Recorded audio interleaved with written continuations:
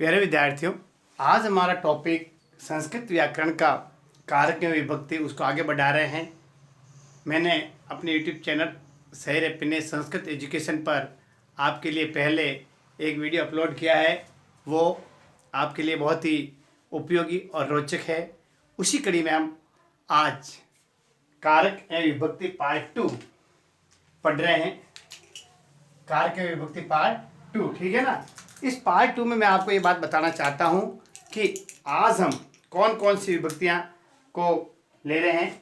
मैं ये बात आपको बता रहा हूँ, आज हम आपके लिए ले रहे हैं बहुत ही इम्पोर्टेंट तृतीय और चतुर्थी विभक्ति। तृतीय और चतुर्थी विभक्ति।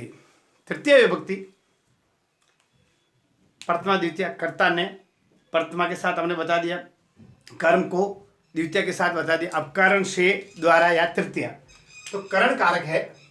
आप भी लिखिए करण कारक, इसका चिन्ह होता है से द्वारा, और इसके साथ हम तृतीय विभक्ति का प्रयोग करते हैं। आगे समझे, यानी जब करण कारक से संबंधित विभक्ति पूछी जाए तो करण कारक से संबंधित हम तृतीय विभक्ति का प्रयोग करते हैं, ठीक है। अब मैं आपको महत्वपूर्ण से द्वारा, यानी जिस एक ऐसा कार्य जो क्रिया को पूर्ण करने में योगदान करता है, यानी क्रिया की सिद्धि के लिए जिन शब्दों का हम प्रयोग करते हैं वो करण कारक से रिलेटेड होते हैं। अब यानी से द्वारा, साथ, कोई भी वाक्य किसी के द्वारा या किसी के साथ का भावार्थ जो वाक्य में हमें मिलता है उसके साथ हम हमेशा तृतीय विभक्ति का प्रयोग करते हैं। लिखिए आप भी अपनी कॉपी में, मेरे पीछे पीछे मैं आपको लिखवा रहा हूँ, आप भी लिखिए। देखो, और एक महत्वपूर्ण बात, वाक्य जब कर्मवाच्य बताया ना, कर्मवाच्य, कृतवाच्य और कर्मवाच्य, भाववाच्य, तीन बताए थे आपको वाच्य में। इससे संबंधित वीडियोस भी, वाच्य क्या है, वाच्य कितने प्रकार के होते हैं, इनसे संबंधित वीडियोस भी हमने अपने यूट्यूब चैनल सही रैपिने संस्कृत एजुकेशन पर अपलोड किए हैं। तो अब मैं आपको महत्वपूर्ण बात बताना चाहता हूँ कि जब हम करण कारक यानी तृतीय विभक्ति का प्रयोग करेंगे उसके साथ किन किन विशेष बातों का ध्यान रखते हुए हम तृतीय विभक्ति का प्रयोग कर सकते हैं। सबसे पहले लिखिए आप कर्मवाच्य और भाववाच्य में कर्ता की तृतीय, जैसे देखो कलमैन लिखती, देखो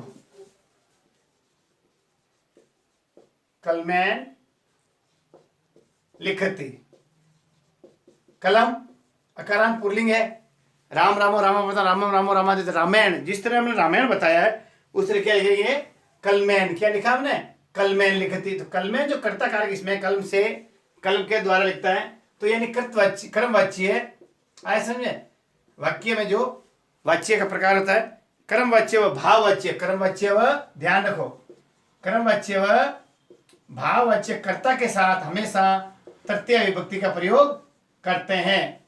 कर्मवाच्य और भाववाच्य में जब कर्ता बनाया जाता है तो उस कर्ता के साथ हम तृतीय विभक्ति का प्रयोग करते हैं। पहला नियम ये ध्यान रखना आपको। आगे लिखिए आप, सबसे पहले महत्वपूर्ण देखो, सहयुक्तो सह साकम सार्थम, शब्द लिखिए आप, सह शाकम सार्थम।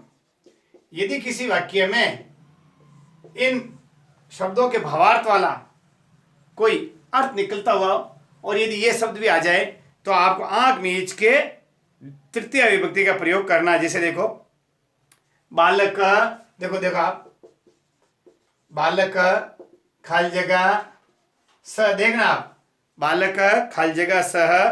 आपको उदाहरण भी बता रहा हूं, गृहम गच्छति, गृहम गच्छति।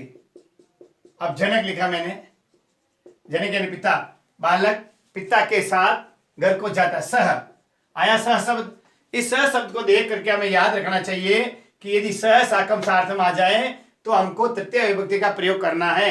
जनक, जनक अकारांत पुल्लिंग है, तो जिस राम रामो रामा प्रथमा, रामम रामो रामान द्वितीय, रामेण, तो उसी तरह क्या आएगा, जन का क्या आएगा, जनकेन, क्या आएगा, जनकेन। तो ये है जनकेन। ये खाली जगह अंदर प्रश्न पूछा जा सकता है, बालक खाली जगह से गृहम गच्छति, जनक आपके ब्रैकेट में लिख दिया। इसका कौन सा रूप आएगा, तृतीय विभक्ति एक वचन, बालक का एक है, बालका आ गया मान लो, तो क्या आएगा, जनके क्या आएगा, राम रामायण रामाभ्याम रामे तृतीय जनके क्या आएगा, जनके। क्यों, आपको देखना है कर्ता यदि एक वचन है उसके अनुसार विभक्ति भी एक वचन आएगी। कर्ता यदि, ये बालक इधर दिखा देते हैं, कर्ता यदि द्विवचन है तो विभक्ति भी द्विवचन के रूप में आएगी। कर्ता यदि बहुवचन है तो विभक्ति भी बहुवचन रूप में आएगी। ये आपको शब्द रूप के साथ साथ ध्यान रखना पड़ेगा, ये महत्वपूर्ण बात है। तो बालक झनकेन सह गृहं गच्छति, यहाँ तृतीय विभक्ति क्यों लगी पूछा जा सकता है। तो सह शब्द के योग से सह साकम सार्थक सार्थम, इन शब्दों के साथ हमेशा तृतीय विभक्ति का प्रयोग होता है। लिख लिया आपने। अब आगे मैं बताना चाहता हूं, देखो अब देखिए इत्य भूत लक्षणे, लिखिए इसका मैं हिंदी अर्थ भी बता रहा हूं आपको। इत्यतम भूतम लक्षणे, इत्यतम भूते लक्षणम, यानी किसी चीज या किसी वस्तु से किसी की पहचान होती है तो उसके साथ भी हमेशा हम तृतीय विभक्ति की क्या एक वचन, दूसरा द्विवचन और बहुवचन रूप में इनको तृतीय विभक्ति को यूज करते हैं। जैसे मैं बताना चाहता हूं, सुनना आप। लिखिए जिस विशेष से, किसी चिन्ह विशेष से किसी व्यक्ति की पहचान होती है।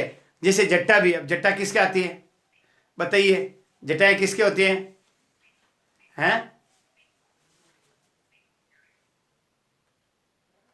यानी जट्टा भी साधु प्रतीयते, जट्टा भी साधु प्रतीयते। तो क्या लिखेंगे देखो, जट्टा भी साधु प्रतीयते, ठीक है ना। तो जट्टा भी साधु प्रतीयते लिखिए। ये जट्टा भी तृतीय विभक्ति क्यों आई, क्यों कि साधु की पहचान किससे होती है, जिसके जटाधारी है, जटा रखने वाला साधु होता है। किसी के लक्षण विशेष इत्यम भूते लक्षण में, यानी जिस चिन्ह से लक्षण, लिखिए आप, चिन्ह विशेष से लक्षण प्रकट हो तो उसके साथ हमेशा कौन सी विभक्ति यूज करेंगे, तृतीय विभक्ति हम यूज करेंगे, ठीक है। अब देखो आगे है चौथा, इसी का जो नियम है हेती, यानी कारक के साथ में आया, समझे, कारक बोध कराने वाले शब्दों के साथ में हमेशा तृतीय का प्रयोग। जिससे देखो अध्ययन अत्र वसति, कारण हेतु, यानी हेतु किसी कारण के लिए, किसी विशेष उद्देश्य को पूर्ण करने के लिए हम हमेशा तृतीय विभक्ति का प्रयोग करते हैं। बहुत महत्वपूर्ण इंपॉर्टेंट, जो आपके पीछे वाली परीक्षा में पूछा जा चुका है, ये आप लिख लिए होंगे आपने दो नियम। अब मैं बहुत इंपॉर्टेंट नियम बता रहा हूं जो आपके लिए बहुत ही इंपॉर्टेंट है। यदि वाक्य में, सुनना, ये इंपॉर्टेंट है, इंपॉर्टेंट लिख दो। अंग विकार, कोई वाक्य में अंग विकार से संबंधित कोई वाक्य है, उसमें आपको आंख मीच के तृतीय विभक्ति का प्रयोग करना है। जैसे देखो स, देखना बता, आप देखो एक एग्जांपल ले रहा हूं, उदाहरण स खाल जगह खंज अस्ति पाद, तो स खाल जगह खंज अस्ति, खंज यानी दिव्यांग है, लंगड़ा है, यानी पैर से लंगड़ा है। तो क्या आएगा देखना, यदि एक पैर से है तो एक पादेन, और दो से है क्या होता है पादाभ्याम, ऐसा इसलिए तो एक में क्या है, तो स पादेन, स पादेन खंजस्ती, एक पैर से लंगड़ा है, और पादाभ्याम आ जाए, स पादाभ्याम खंजस्ती, यानी वो दोनों पैरों से विकलांग है, ऐसे द्वितीय विभक्ति लग जाएगी। ये पादेन में क्या है, प्रथमा विभक्ति, क्या एक, सॉरी, तृतीय विभक्ति का एक वचन है। ये बात दिमाग में रखो आप कि हमेशा तृतीय विभक्ति में अंग विकार, पादेन खंज, नेत्रेण कान, आए समझे, नेत्रेण कान, स नेत्रेण कान अस्ति, यानी वो एक आंख से काना है, अंधा है, तो स नेत्राभ्याम, यानी वो दोनों आंखों से अंधा है, तो नेत्राभ्याम आएगा, क्योंकि द्विवचन के रूप में द्विवचन की विभक्ति लगेगी। अच्छी तरह समझ में आ गया होगा। पादेन खंज, नेत्रेण कान, शीर्षा खलवाट, शीर्षे ऐसा समझ गंजा वाला, और मुखेन मुख, मुखेन मुखेन मुख, मुखेन मुख, मुख यानी बदी गूंगा है, समझे, मुखेन स मुखेन मुख, वह मुंह से गूंगा यानी बोल सकता है। ऐसा जैसे कर्णेन बधिर, तो आप ध्यान दो खंज कान, देखो खंज एक शब्द याद, खंज कान मुख बधिर। देखो दिव्यांग के बारे में आपको बता रहा हूं, क्या क्या बताया। खंज यानी पैर से, कान यानी आंखों से, मुख यानी मुंह से, बधिर यानी कान से, और जिसे हम बोलते हैं गंजा बोलते हैं वो खलवाड़, शीर्षा खलवाड़। ये शब्द आप याद रख लो, चार ये अंग विकार से संबंधित हैं। इनके हिसाब से हमेशा तृतीय विभक्ति का ही प्रयोग होगा। अब एक वचन और द्विवचन दो रूप में आप इनको याद करना है। तो अधिकतर 99.99% आपको एक वचन ही पूछा जाएगा, और कभी जैसे दोनों पादों से पादाभ्याम आ जाए तो आपको कौन सी तृतीय विभक्ति द्विवचन लिखना, ठीक है ना। अब इसे पूछा जा सकता है, सुनो, स नेत्रेण कान, नेत्रेण शब्द में कौन सी विभक्ति है, तो आपको सीधा लिखना है तृतीया एक वचन। क्या लिखना, तृतीया एक वचन। क्यों, नेत्रेण आता है अंग विकार से संबंधित, आपको हमेशा तृतीय विभक्ति का प्रयोग करना है। अच्छी तरह समझ आ गया होगा। अब मैं आपको बहुत महत्व, अलम बस या मत, ऐसा समझे, यानी ज्यादा मत करो। जैसे कोई रोकते हैं ना किसी को, रोकने के लिए बस बस आप ठहरिए, मुझसे मत पूछो। अलम यानी मना करना। अलम एक शब्द है, देखो ये आप लिख लिया होगा कि शरीर से जो अंग विकार है उसके साथ हमेशा हम तृतीय विभक्ति का प्रयोग करते हैं। आगे लिखिए आप अलम। अलम शब्द है यानी मना करना या बस, इस संकेत बस बस यानी मना करना। जब हम वाक्य में मना करने के संबंधित या उसको अगले को रोकने के लिए बस, ज्यादा नहीं चाहिए, इतने से बस इस संबंधित आपको अलम शब्द ये है, उनके लिए हमेशा हम तृतीय विभक्ति का प्रयोग करते हैं। जैसे देखो अलम विवादेम, अलम विवादेन, देखो अलम विवादेन, तो क्या है, अलम शब्द है, क्या है अलम। इस अलम के हिसाब से विवाद की तृतीय एक वचन विवादेन बना, ठीक है ना। जिससे अलम परिहासेन, अलम परिहासेन। तो जो अलम शब्द है, अलम शब्द यदि वाक्य में है तो आपको कौन सी विभक्ति करनी है, तृतीय विभक्ति का प्रयोग करना है। आगे लिखिए आप, बहुत बढ़िया महत्वपूर्ण है, किम कार्य यानी किसी कार्य के प्रयोजन के लिए, किसी कार्य के प्रयोजन के लिए, किम कार्य अर्थात प्रयोजनम, कोई कार्य के प्रयोजन यानी किसी कार्य के लिए, उद्देश्य के लिए यदि आपको कोई प्रयोजन दिया जाता है उसके लिए हम आपको तृतीय विभक्ति का प्रयोग करना है। आया समझे। जैसे देखो मूर्खेण पुत्रन किम धनेम किम प्रयोजनम, धनेन, देखो धनेन किम प्रयोजनम, ये प्रयोजनम के साथ धन की तृतीय विभक्ति धनेन आया, ठीक है ना। अब आगे आपको बताना चाहता हूं, प्रकृत्यादिव्य उपसंख्याम यानी प्रकृति से स्वभाव से संबंधित क्रिया विशेषण, जिसके स्वभाव, किसी का स्वभाव बताया जाता है, स्वभाव के लिए भी हम क्रिया विशेषण के रूप में तृतीय विभक्ति का प्रयोग करते हैं किसी के स्वभाव के लिए। जैसे बताइए, देखो राम प्रकृत्या साधु वर्तेते थे, यानी प्रकृति से, प्रकृति है यानी देखो राम प्रकृत्या साधु वर्तते, साधु वर्तते, ये जो प्रकृति है, प्रकृति शब्द की तृतीय विभक्ति स्वभाव से संबंधित आपको हमेशा तृतीय विभक्ति का प्रयोग करना है।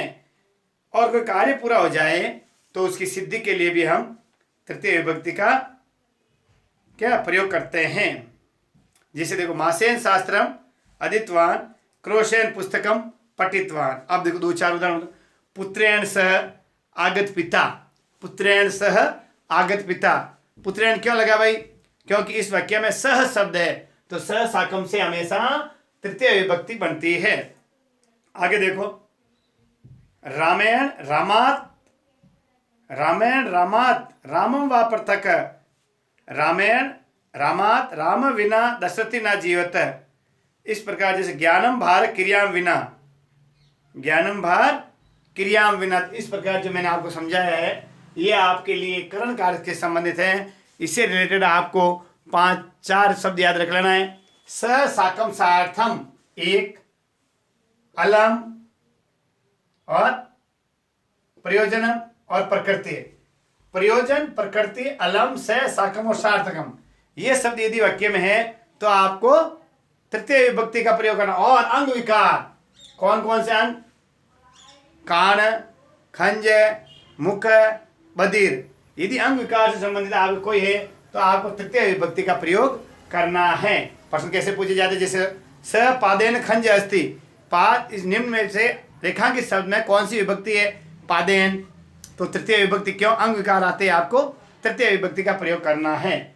आगे समझ में आपको ये समझाने के लिए हमने अपने YouTube चैनल सैर अपने संस्कृत एजुकेशन पर हिंदी में भी कारक और विभक्तियाँ बताई है, और संस्कृत में भी हम आपके लिए ये लेके आए हैं कि किस प्रकार आप संस्कृत में शब्द को देख करके उसके अनुसार आप विभक्ति और कारक चिन्ह का प्रयोग कर सकते हैं। आगे लेना चाहता हूँ मैं आपके लिए, बहुत ही इंपॉर्टेंट है। कौन सा? अगला करण काल के बाद में आता है चतुर्थ विभक्ति के लिए। उससे संबंधित हम आपको कल अगले वीडियोज में बताएंगे कि कर्ता ने कर्म को करण से संप्रदान, चतुर्थी विभक्ति कहाँ यूज होती है, उसके लिए आप इंतजार कीजिए कल तक। तो आप सबको वापस रिवाइज कर देता हूँ। हमने कल कर्ता ने प्रथमा, कर्म को द्वितीय, करण से आज हमने पढ़ा तृतीय विभक्ति। तो तृतीय विभक्ति का प्रयोग हम से द्वारा किसी साधन के द्वारा, यानी क्रिया की सिद्धि होती है, क्रिया की सिद्धि करने वाले साधन के साथ हम तृतीय विभक्ति का प्रयोग करते हैं। से, साकम, सार्थम जो शब्द हैं इनके साथ हमेशा तृतीय विभक्ति, अलम, प्रयोजन और प्रकृति इनके साथ भी हमेशा तृतीय विभक्ति और शरीर के अंग विकार से संबंधित तृतीय विभक्ति का प्रयोग किया जाता है। नमस्कार।